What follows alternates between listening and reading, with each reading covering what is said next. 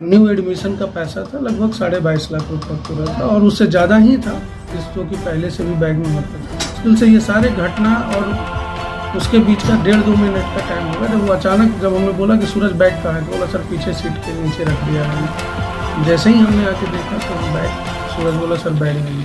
जो सिकंदरा थाना है उसका रिस्पॉन्स बहुत पॉजिटिव नहीं, वो बार बार बात को ये टालने में लगी हुई है कि बाहरी लोग थे।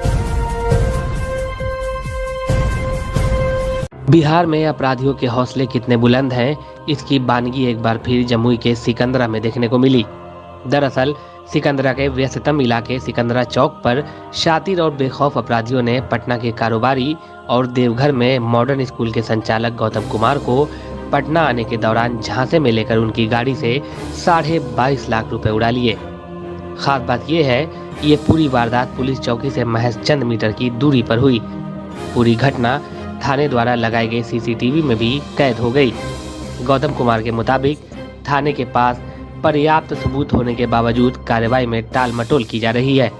इतना ही नहीं, थानेदार उल्टे गौतम कुमार को ही इसका कसूरवार ठहराते हुए कह रहे हैं कि वो आखिर इतने पैसे होने के बावजूद गाड़ी से क्यों उतरे। हालांकि पीड़ित के मुताबिक पुलिस के आला अधिकारियों ने इस मामले में सकारात्मक रवैया अपनाया है, लेकिन थाने के स्तर पर कार्रवाई नहीं की जा रही है। इस पूरे मामले में क्या कुछ कहना है पीड़ित स्कूल संचालक गौतम कुमार का, आइए हम उन्हीं की जुबानी आपको सुनवाते हैं। हम पटना आने के क्रम में जब हम देवघर से सुबह में निकले लगभग 9:15 के आसपास, तो उसी टाइम वहाँ से लगभग 1.5-2 घंटे बाद जब हम सिकंदरा बाज़ार पहुँचे तो वहाँ थोड़ी सी जाम लगी हुई थी।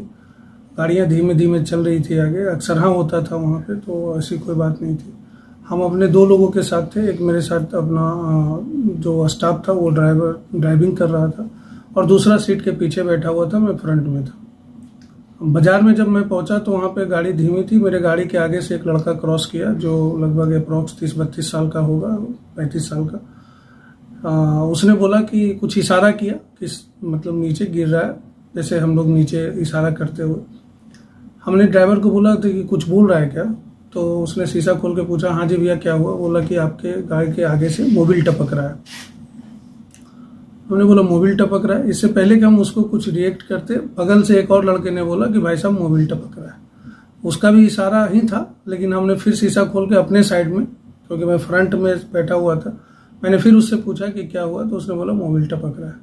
हम गाड़ी थोड़ा सा धीमे कराए, नीचे उतरे और हमने देखा तो हमारे गाड़ी के आगे फ्रंट ग्रिल पे जो है वो मोबिल टपका हुआ था, मोबिल गिरा हुआ था।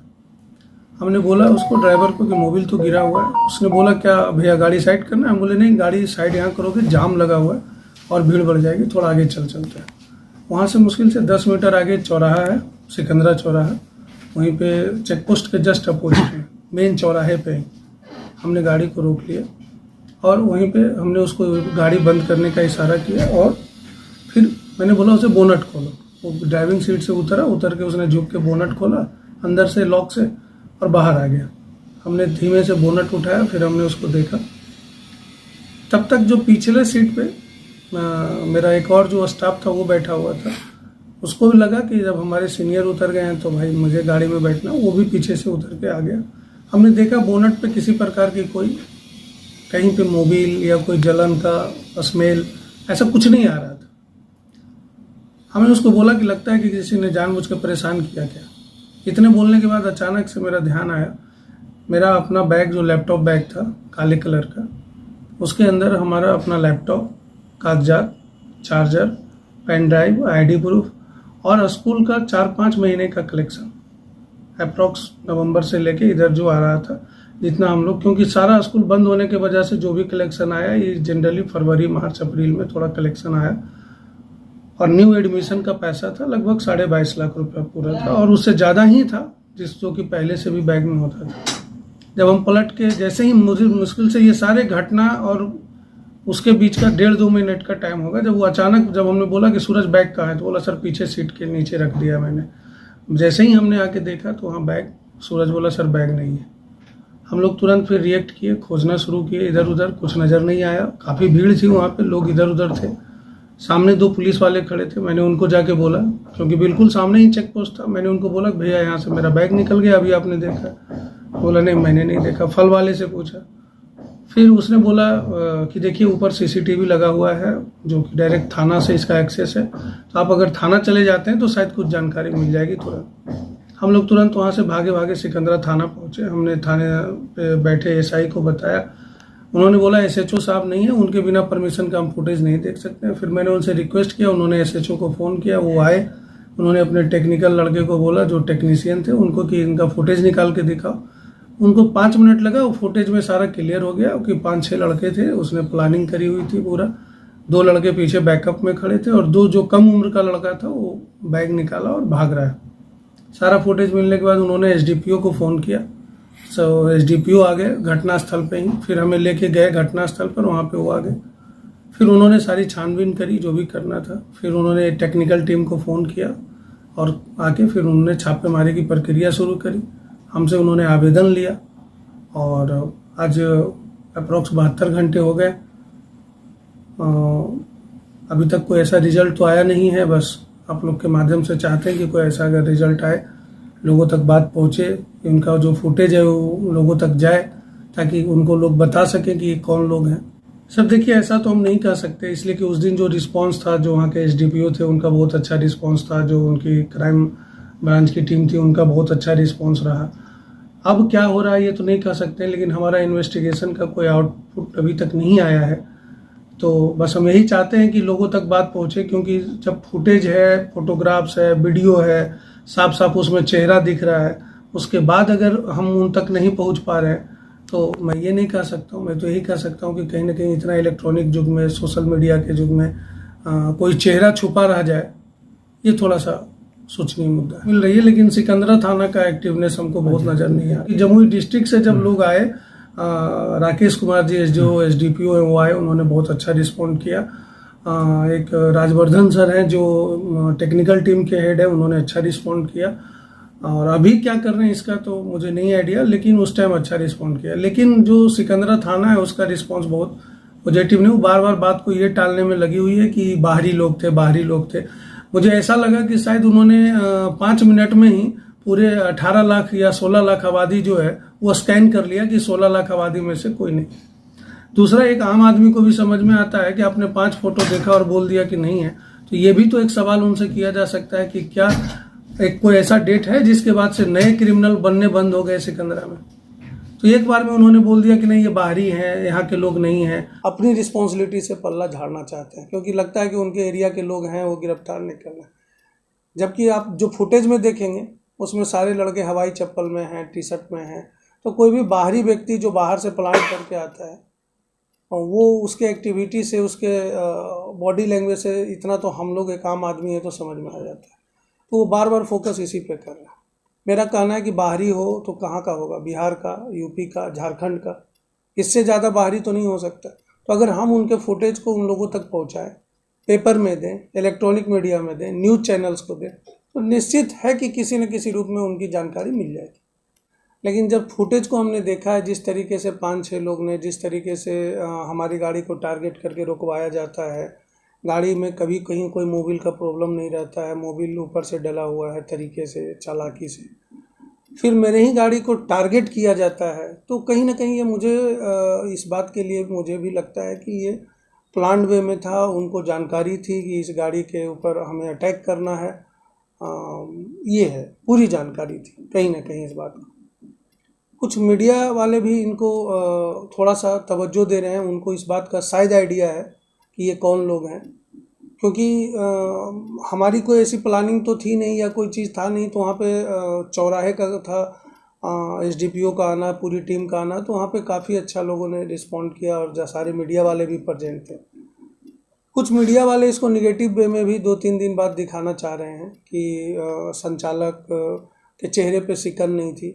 तो मैं उनसे ये भी कहना चाहता हूँ कि क्या दहाड़ मार के रोना ही सिकन का एक ये है कि हम बहुत दहाड़ मार मार के रोएं, तो उनको इस बात का प्रूफ मिल जाएगा कि नहीं हम इनका पैसा गया है। मैंने थाने को भी बोला, मैंने उनको भी बोला कि मैं 1-1 रुपये का रिकॉर्ड देने के लिए तैयार हूँ।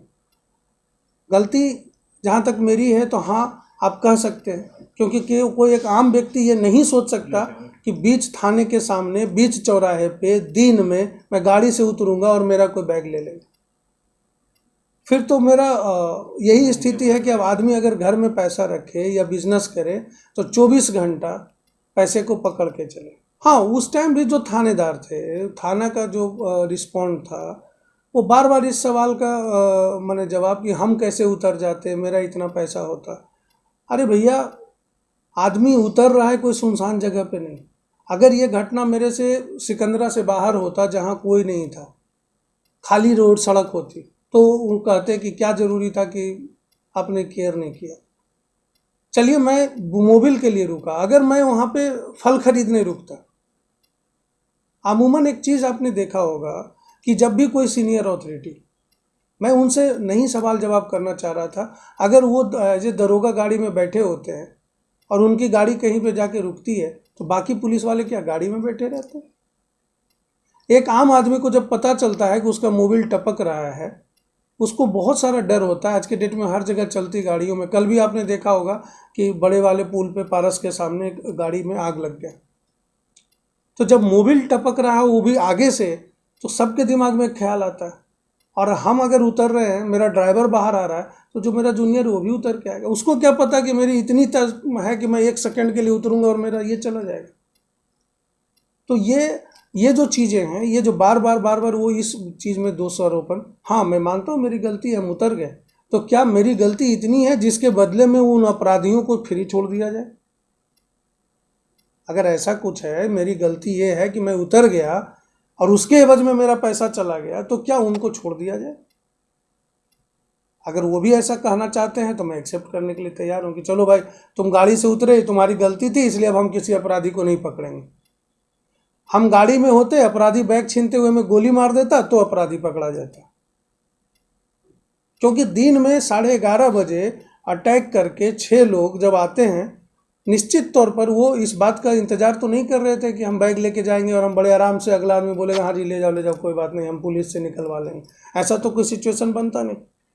तो उनका ये कहना था कि आप वहाँ गाड़ी में होते, आपके ऊपर अटैक होता, गोली चलती, तो मेरे लिए बहुत जेन्युइन केस होता।